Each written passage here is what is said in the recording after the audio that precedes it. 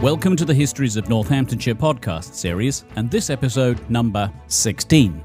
Recorded on location, each episode tells the story of one of the many and varied objects which are the focus of the exhibition A History of Northamptonshire in 100 Objects. The exhibition runs at the Northampton Museum and Art Gallery between the 20th of September 2025 and February 2026. Selected by local individuals, heritage groups and the museum's own curators, each object tells a different story from the county's past. And so, to our guests for this episode. I'm Ellie Cox. I'm the Finds Liaison Officer for Northamptonshire for the Portable Antiquities Scheme. I'm Philip Douglas. I'm just a detectorist, which I thoroughly enjoy doing and uncovering various articles. Ellie, tell us what the object is, because Phil plays a very important part in the story as the detector, but you're the one with the expertise on what he detected. Yes, absolutely. So the object which Phil, I think he sent me an email photo of first, is an iron socketed axe head. You say iron as though iron is a significant term. It is, because socketed axe heads are, in form, Bronze Age, and therefore made of copper alloy. So this is an Iron Age object, but Bronze Age form. Which is significant why? Because in this particular example, we have this transition. We can actually picture and see the transition between Bronze and Iron Age beautifully. It's the missing link. You have people who now have a new material to work with, iron, and they are attempting to use it or create objects which are the same as the only metal they've really been able to work with. Will save gold and silver for the more decorative jewellery, but a sort of a working metal. They're trying to make iron in the same way or in the same form as they have done for copper alloy or bronze. And iron versus bronze is significant why? Well, it's a completely different technology, and as this particular object demonstrates beautifully, has to be worked in a completely different way. You can't cast iron, you have to forge iron. What it shows is how people adapt technology given the new material. And obviously it opens up a number of different forms and types of objects, but predominantly it's the technological change in how to create them. To use a word that we've used elsewhere within this series, we're talking about sophistication. We are, and adaptation as well. It's people having to trial and error their way through this new material. Phil, let me bring you into the podcast a little bit more. You're the man who discovered this particular item. What were the circumstances of that? Well, really, it was just another day in the field. It started off nice. It was a lovely summer's morning. I'd already picked up one or two things, mainly lead and nails, a Roman boot nail as well. I got a rather large signal on my detector, and I knew it was iron. And it weren't the prettiest thing I've actually taken out of the ground. It was, it looked so much like an axe head, but it was so heavy. And then I realised it was made out of wrought iron or cast iron, I weren't sure. And I thought, well, it couldn't have been in the ground any real length of time because it would have reverted back to rust. And I didn't really take much notice, but I did recognise it could be an axe head. But as the day went on and carting this thing around, I don't know why, but for some reason I just discarded it. I actually walked to the side of the field. You threw it away? And threw it away into a clump of nettles. And just basically carried on detecting. So anyway, it was getting rather warm. So I went home, had a cup of tea, and for some reason I just opened one of my, because I've got a various collection of books to identify the finds.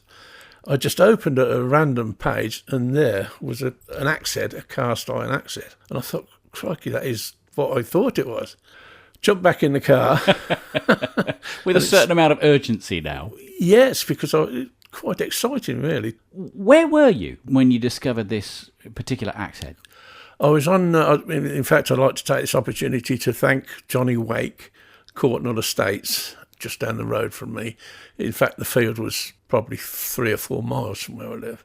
Jumped back in the car and basically went and picked it up and got stung something terrible picking it up. But anyway, I got it back and I did actually clean it up, which I don't think I was supposed to have done.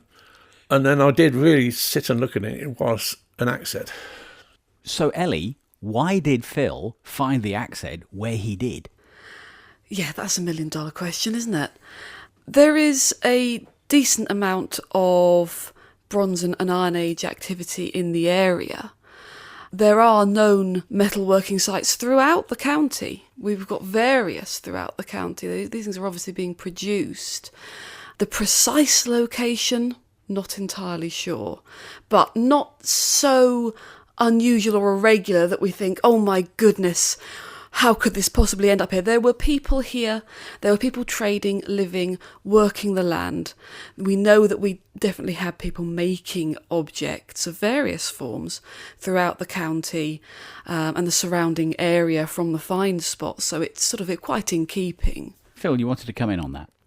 I was going to say that particular field, earlier on, possibly the same year, I can't remember now, but I found is it a Langdale axe stone axe head in the same field. Pretty damaged, but... So you knew that there had been a community there? The reason I believe, I'm no expert by any means, but there was an old water mill.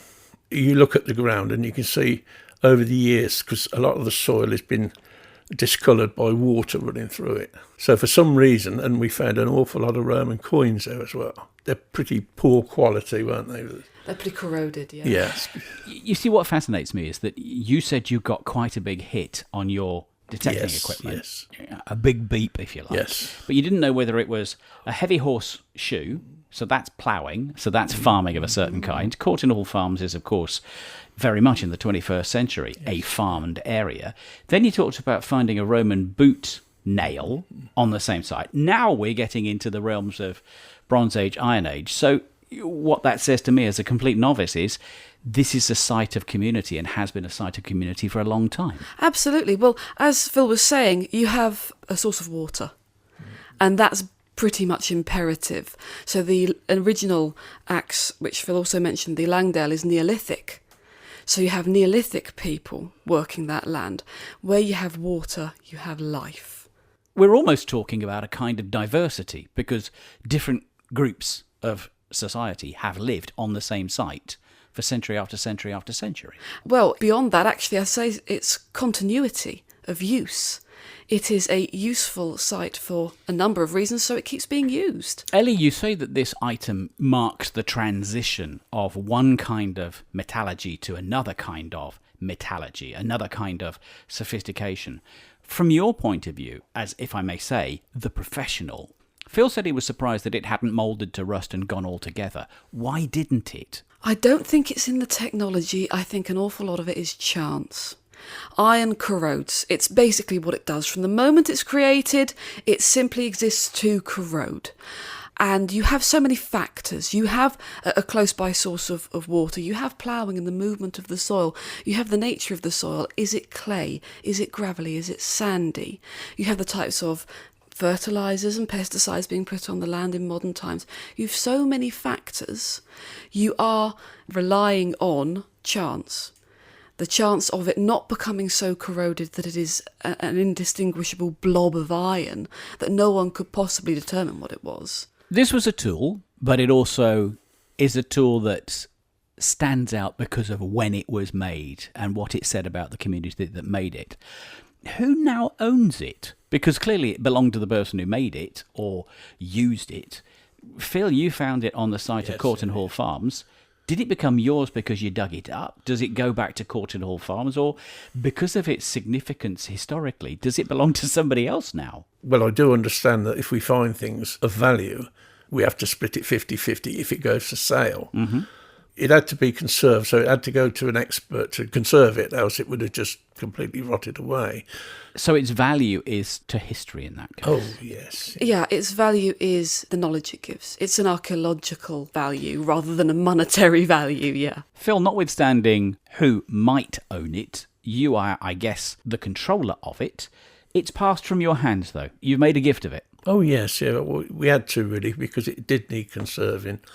I personally couldn't do it, so it had to go to the experts to do that and donate it to the museum. Phil, you might not have understood what you dug up when you dug it up. In fact, you threw it away into the stinging nettles, but then went and reclaimed it, and thank goodness that you did. Yeah. Do you have a particular feeling about the object and what it says about the people who fashioned it and used it? After thought, yes, because you try and imagine, when you pick something up out of the ground that probably hasn't seen the light of day for I don't know how many years it is, but, I'm even happy just to find a Victorian penny, but to find something like that, it's that transition from sort of bronze to Iron Age. And Ellie, from your point of view as a historian, what is the significance of this piece in terms of what it says about Northamptonshire and therefore why it should be part of the exhibition? For me, personally, it's interesting because it shows that we were at the forefront of this huge technological change. This is the prototype, and it's not perfect, and no, they didn't work that well, and there's a reason there aren't too many of them about. But you have to start somewhere.